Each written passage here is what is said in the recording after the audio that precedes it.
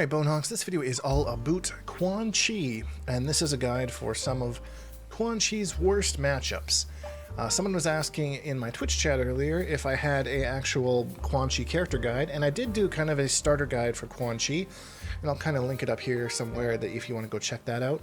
But this guide is going to talk about the 5 matchups that he really struggles in, at least that I think are kind of 5 of his worst, and kind of some strategies we can use to try and win anyways. And today we're starting with Tanya, so let's get into it. Accept your death. So Tanya is super annoying for us in a variety of ways. From a counter zoning perspective, she's got this, which will eat all of our purple projectiles, and will just smack us right in the face, go through our cameo, whatever. It's super annoying. She's got her little low slide little thingy. How do I do that one again? Right, the drill kick, which can go under projectiles. So in certain instances, this isn't a huge part of it, but it's just another option she has. And she has this move here, which is very fast startup, and we doesn't really care about our armor. If we try and put her in the corner and do our armor shenanigans, the first 2 hits of that hit so quickly that it shreds us pretty much before we can do anything. Almost anything, I will say. So those in and of itself are very, very annoying. That's not even to take into consideration this move here, which is really good mid, that leads into lots of damage, lots of shit. So yeah, what's our game plan against Tanya? What do you want to do? What are some things that we might have that's advantageous? So talking first, a lot of Tanyas like to use this move here, which is a long-reaching high. And they can try and hit it into different things depending on what they want to do to close space. So if you're trying to zone, be aware of how often they're doing this, because if they whiff this attack, you can punish it with your standing 4. So if you see they're just throwing that out a lot, just start smacking them with the different punishes depending on what you're wanting to do. Generally, if I'm zoning, I'll do that to try, and then I'll kind of move back if you're trying to get some damage, you know, into something like that. Or maybe you have a cameo move that you might be able to combo into, that kind of a thing. But yeah, big punish on that one. Just make sure you're being aware. Easier said than done because she does have quite a few options at this zone, but I find Tanya's used this a lot against me when I'm kind of playing in the neutral. And just make sure to punish it, and then it'll shut down that option, and it'll be forced to use stuff that's slightly more unsafe than that. Secondly, I would familiarize yourself with this flawless block. After this first hit, there is a slight gap that you can try and flawless block the remainder of the string. I just tried to do it there and messed up. That will negate the chip that she gets and any meter build. If Tanyas are just kind of throwing this out, that move is fairly staggerable, unfortunately, so you do have to be aware of that. But practicing the timing on that flawless block is super important because she's going to get us in the corner at some point, and it's probably going to hurt. And I like to use Motaro in this matchup because it does shut down her projectile. You just kind of have him out there, then she's forced to take all of our zoning, and then doing something like this to try and get the Motaro charge back and just kind of come up with a strategy that really just keeps her out the whole time, because she's better than Quan in almost every way when she gets up close, so I really don't see a strategy in which fighting her up close makes sense. There might be a range in here depending on some cameos, perhaps, but I think our best bet at taking out Tanya is to keep her full screen and just be as oppressive on this zoning as you can. But yeah, I recommend Motaro in this matchup. Maybe you have some other cameos that you have experienced. The only downside to Motaro is you're doing this with 850 health. So the idea here is that health doesn't matter if you're never getting hit. You are going to get hit once or twice, that's pretty much a guarantee, but this is really going to help you be oppressive and kind of keep her down, as long as you're mixing things up a bit. That's the mentality I have. You could go for a damage cameo too, like Serena is the one that I use, but again, I don't like the idea of fighting Tanya up close. I kind of want to stay as far away from her as I can. And of course, we always have this one that if she's getting a little bit too in our face, we just throw that out, and what are you going to do? Like, really, what are you going to do? Final tip on Tanya is watch the cameo meter, her cameo meter, because a lot of times Tanya's will do unsafe stuff and try and cover it with Goro. And every once in a while they mess up and Goro's not actually active, and they end up just doing something super unsafe right in your face, or they're not really timing Goro properly and they're leaving a gap in there in which you could at least get a poke in to get some sort of a advantage back to try and either break out of pressure or get positioning or something like that. So yeah, that's Tanya. Moving on to the next one, Liu Kang.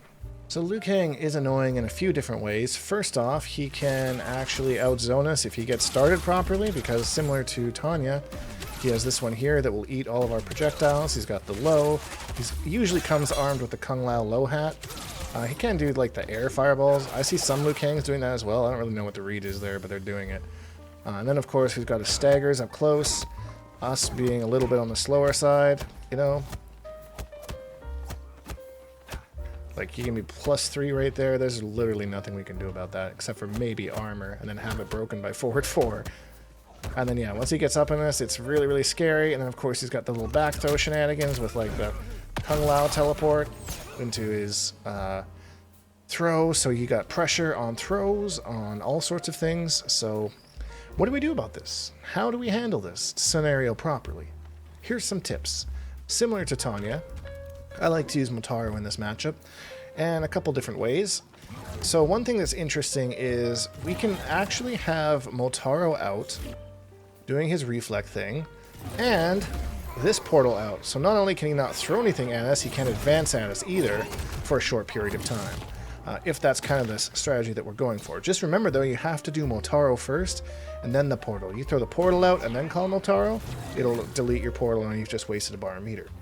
But you're allowed to do it the other way around since the summon's already on the screen. Hide behind that. Bubble ba. Zoning goodness. That's what I like to do because, again, I don't think we should be contesting Liu Kang up close. We want to kind of keep him away. We can be better than him, but we do have to respect the fact that he can do quite well in a zoning war against us. So yeah, there might be some other cameos that kind of stop him from doing things, like Frost could be another one. You throw out a Frost bomb, he's kind of forced to just kind of stop for a second and allow us to kind of get some pressure going, get him in a bone cage. As far as I know, none of his projectiles can actually break through the bone dome. So that's a really important move in this match, to make sure that you have him as constantly as you can within that dome. So even if he does throw projectiles, they'll get eaten up by the dome. We can kind of go through like that. So, and yeah, the throw with Kung Lao is very, very annoying. But just remember that it's always off his back throw. So I tend to default to teching back throw if I'm going to tech a throw against Liu Kang. Because more likely than not, it's going to be the Kung Lao teleport one. But a good Liu Kang will be mixing this up, knowing that you're going to tech that way and then doing a forward throw. The combo only does like, I think 70 damage more than just a regular throw would, so it's not that scary. So as soon as you kind of figure that out, like a throw does like 110 and his combo will do like 190 something. So it's like 70 extra damage, so it's like one extra like standing 4 or something like that worth of damage.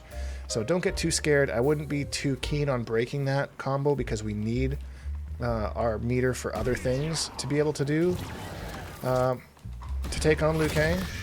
Liu Kang doesn't have a whole lot going on in this range either. He's either right in your face or full screen. So playing around this range, trying to catch him with, say, the little low tentacle, or one of these guys, throw him in a cage, just shoot one of that at him real quick just to get a little bit of damage. You don't need to always expand this portal every single time and use both moves. Open it, use a move, then just kind of abandon it, go back to playing whatever game you're playing. But this range is probably one of the safest unless you can be full screen with a lot of presence against Liu Kang. Oh yeah, that's Liu Kang. Moving on to the next one, Reiko. So this one is bad on all sorts of levels. So not only does Reiko have like one of the like most intense projectiles in the game that does a buttload of damage, he also is a grappler for some reason. So once he gets in, it is so easy for him to open us up, and you'll see him usually with Tremor or Darius or something like that, so that he can make sure he can get some combos off of his command grab, or just extend his combos otherwise. So he's a character we really don't want in on us, and we want to make sure we have some options when he's out on us too, because if he gets the life lead, he can outzone us freaking easy. And again, personally, I sound like a bit of a broken record here, but lately, Motaro's been my go-to guy for my counter zoning matchups, because again, we have this powerful setup. Now he can't throw his Shujinkydink at us, he can't slide into us. and we get a chance to kind of release that. This move, similar to Liu Kang, super duper important in this matchup. He should, if he is not up on you, he should always be in a bone cage at all times. That should be a priority. Again, can't throw projectiles through it, so that's super duper important. Use the enhanced one if you can to kind of set up some more zoning shenanigans so that he can't get his shuriken started at you. Because like I said, if he gets the life lead and starts running away, it's really, really bad. And then again, once he's in close, he's got staggers, he's got overheads, he's got lows, he's got really big hitboxes. This move is really good to kind of keep him at bay, but you just got to make sure that keeping him out, zoning him. There is an armor gap in this string here, right before the last hit, so that's something you might think about doing if you find them doing that a lot, because otherwise it's safe at -2, which is a little crazy. You don't see this one thrown around too much, but this is a knowledge check that Reiko gets a launching combo off of that, but it's -15 on block.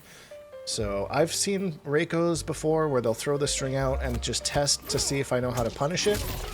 I use my 1-3 to punish. That's what my punish string looks like, cameo-less. You might get more with certain cameos, like Sonya, for example. Or if you have Serena, you can do 1-2 into Kia's blades, that kind of a thing. But yeah, generally you'll probably only see a Reiko player throw the string out on block once just to test to see if you know how to punish it. And yeah, because they'll want that big juicy combo otherwise. Also, with this cameo, don't forget that you also get combos off of the bone cage as well. But remember, it's only if it hits, because right there they blocked it. We don't get a cameo, or we don't get a combo, we just get teleported right in front of our opponent for a punish. So it has to hit. It has to hit in order for the punish to be active, which it can be kind of tight to hit confirm. So if you're throwing out something like your standing 4 bone dome, which combos, that's a much easier hit confirm, but you have to be aware of the standing 4 to actually hit, because if it whiffs, then nah. I also have seen some interesting concepts of combos being ended into like a meaty bone dome and then going from a combo from there, which seemed kind of interesting.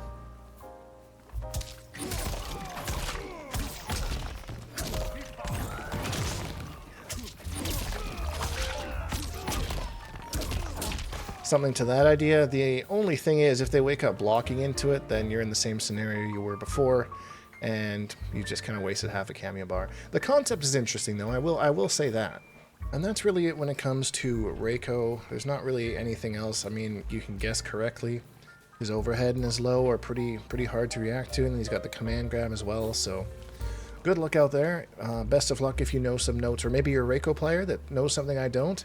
Help us all out. Post down in the comments down below. Let's get to Quan Chi's 2 worst matchups, in my opinion. Alright, everyone saw this one coming. Johnny Cage, and for reasons I don't even need to state, our buttons are slow. We can't really poke out of pressure that easily. I will say, though, that our buffs has made this matchup slightly easier. Slightly, I say. Because being able to have this move out for longer and to push him away, that's huge for us. Another one where you should be constantly throwing out bone domes. You just want to check his movement, kind of get him out of there. But yeah, this is a huge part of this matchup, making sure that you can keep that on screen, at least get 2 of those out, and you can set up one of these. Use whatever cameo you want here. I don't think it matters as much as long as you're making sure that you're using this move and you're using this move. So you can kind of use a combination of this, into this, into this, into the dome. Use your second one of these and set one of those up. Maybe use your cameo. That kind of a thing. But you need to come up with a pattern that kind of keeps this part out as much as possible. One of the reasons I like Serena in this matchup is just because you can get some decent damage with your combos off of 1 Serena bar. Oh, I dropped it. It does like 323, I think. But because of the speed of this little pea shooter thing here, you can kind of just keep this annoying as well. And as you hit that, pretty much guarantees a bone dome right afterwards. So, and it's just one more layer to your zoning. Also keep in mind you can't call this portal if you have this portal out. You have to do it other way around, this portal first, and then you can have this portal out. Now I want to talk about this one real quick, because there is something that's kind of interesting about this. It's not exactly guaranteed. If your opponent knows how to wave dash, which is basically like block canceling, they can do that right through this move. However, there is a counterplay to it.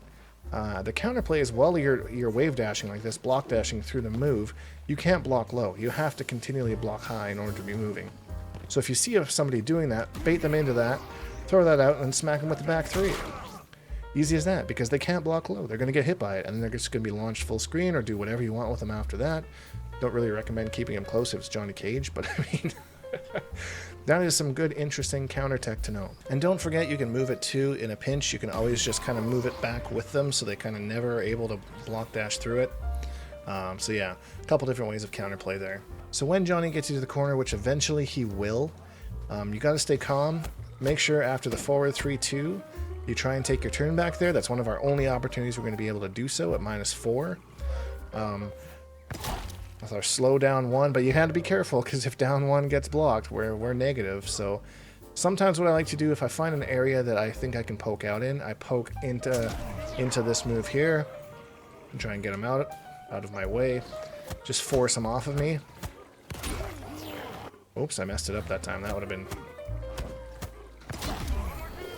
Oh, actually, that was an accident, but that could work too. So that happens to me when I try and do the forward motion to move it forward before I've actually called it out. So that's another thing you can do, is you can do down 1 into that, and now you're charging your armor. So boom, boom, boom. Interrupt his move. Away you go. You could do just the regular one too. You don't need to do the meter burn one. Just the meter burn one lasts longer, so you have more of an opportunity to be able to pick your spot. But yeah, that's actually something that could be pretty useful, I think. Wait for your opportunity. Boom, boom. Armor out. Now we're full screen again.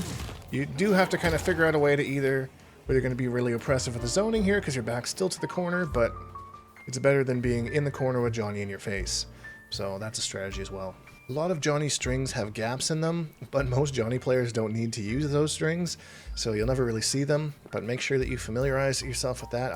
I did have a list of that somewhere.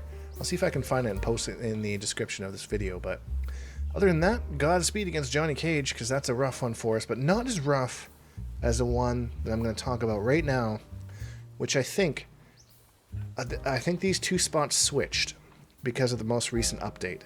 I think our worst matchup in this game is Smoke. So Smoke is an absolute nightmare for us because we can't really do anything about the stuff that he does. Like, he's got his pressure. If we put this out to try and stop him coming forward, he can teleport forward from behind us and try and attack us. If we use this and put it behind us to stop his teleport, now he's got his little smoke cancels he can do from in front of us. And his pressure isn't always, like, guaranteed. But it is really hard for us to contend with because we are a slower character. So you definitely want to know your punishes. Like, if he kind of commits to that, you want to punish that. I use standing 1 because it's fast. It's probably the easiest way to get it guaranteed into whatever combo you want to do. Do, like, again, like a Serena combo. And this might be a scenario where I would say it's not a bad idea to use both the Serena bars in one combo. I usually don't do that because I like to use her for her utility. But her utility isn't that great in this matchup because he's got so much movement that doesn't work. I could put that on the ground. He's only going to be there for a second anyway, then he's going to dip. So there's no point in that. So you might as well just dump all of your resources there into the combo. Try and create some space as best you can until the next time that you fight him up close, or get like a punish, because you might only get 1 or 2 per round. And yeah, again, Bone Dome's pretty useless because of his mobility. That's pretty useless because of his mobility. Unless you catch him in the corner, I would say this is probably our best strategy against him. Is try and catch him in the corner, and then go for whatever setups you want. You kind of have to keep stuff going because he's so snaky that, like, You know, he could kind of escape at any moment. So yeah, that's basically, you're kind of waiting for him to just make a mistake and try and punish, because it's quite risky for us to really take some sort of a chance to do anything against him. And a good smoke doesn't have to play risky, but a couple things that you can do.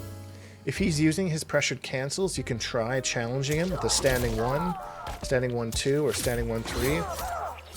In case he goes for something that doesn't like connect, doesn't combo, like you're in here in the fighting for your life, he's cancel, cancel, cancel, and as soon as you see the cancel cloud, just boom, boom, and you kind of interrupt him doing something there.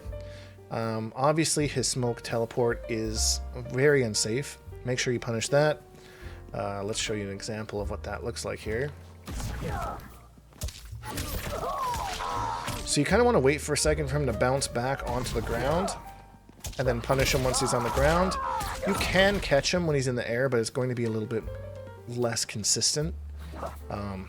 Yeah. Lots of time there for you to punish that. Just be aware, depending on the cameo that Smoke has, he may be trying to cover his butt in one way or another.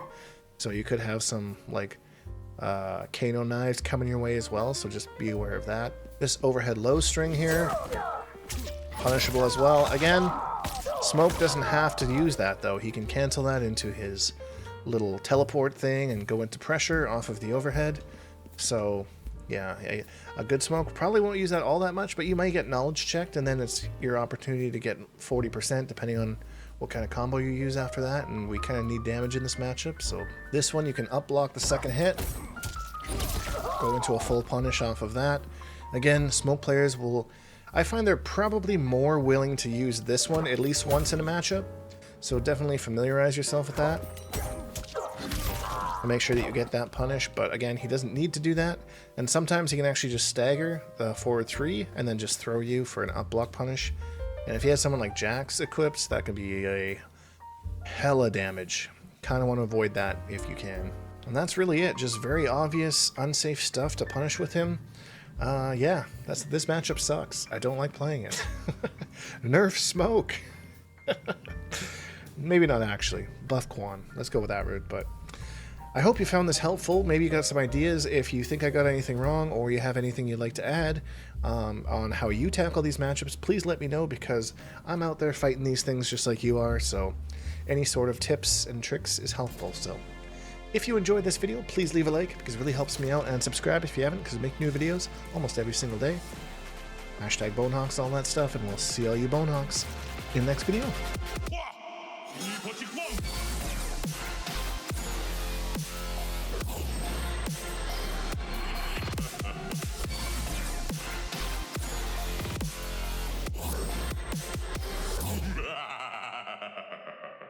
Accept your death.